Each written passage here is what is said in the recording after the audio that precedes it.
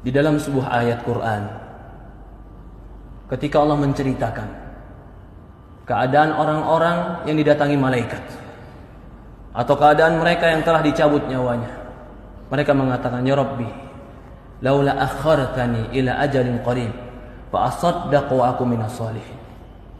Ya Allah, ketika datang malaikat kepada dia ingin mencabut nyawanya, ketika dia sudah didudukkan dalam kuburannya, ketika itu yang dia minta kepada Allah cuma satu, Rabbi laula akhartani ila ajalin qarib.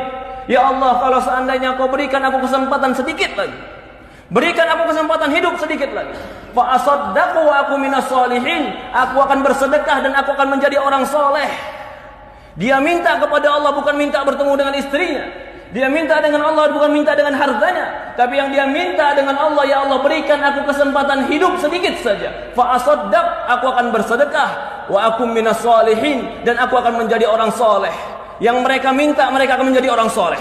Yang mereka minta, ya Allah berikan aku waktu untuk tobat. Yang mereka minta, ya Allah berikan aku waktu untuk kembali kepadamu. Yang mereka minta, ya Allah berikan aku waktu untuk menjadi orang yang menegakkan sholat. Apa jawaban Allah? Kalla, tidak akan pernah. Jika telah datang ajaluha, ajalnya, la yastakdimuna sa'atan wa la yastakhirun.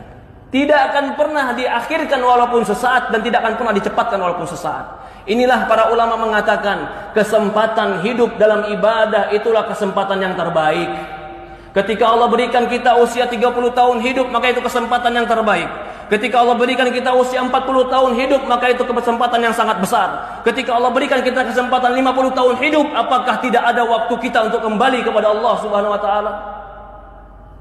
Ketika Allah berikan kepada kita kesempatan hidup, maka pergunakan kehidupan kita untuk kembali beramal soleh kepada Allah. Tidak ada yang kekal, tidak ada yang hebat. Sehebat apapun manusia akan dimakan oleh cacing.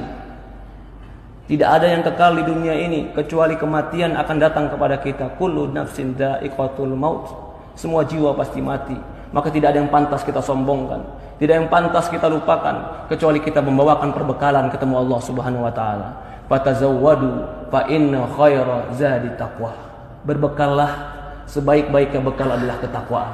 Perhatikan tadi ketika kita membaca dalam sebuah ayat Al-Quran, ketika didatangkan dia waltaqatis syaqqa bisyaq, ketika dicabut nyawanya, lalu apa yang terjadi? Betis dengan betisnya bertemu, semua badannya kram. Kenapa dia lakukan? Fala saddaqa wala shalla. Allah sebutkan sebabnya.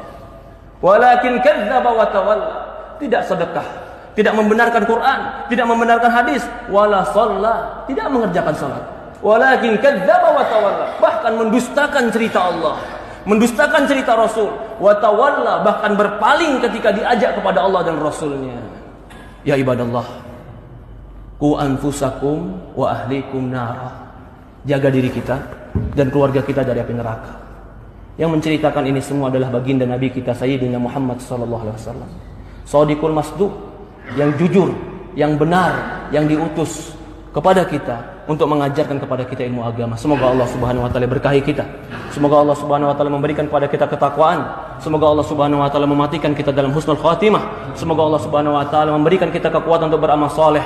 Semoga Allah Subhanahu wa taala menolong kita untuk menjadi hamba-hamba yang bertobat.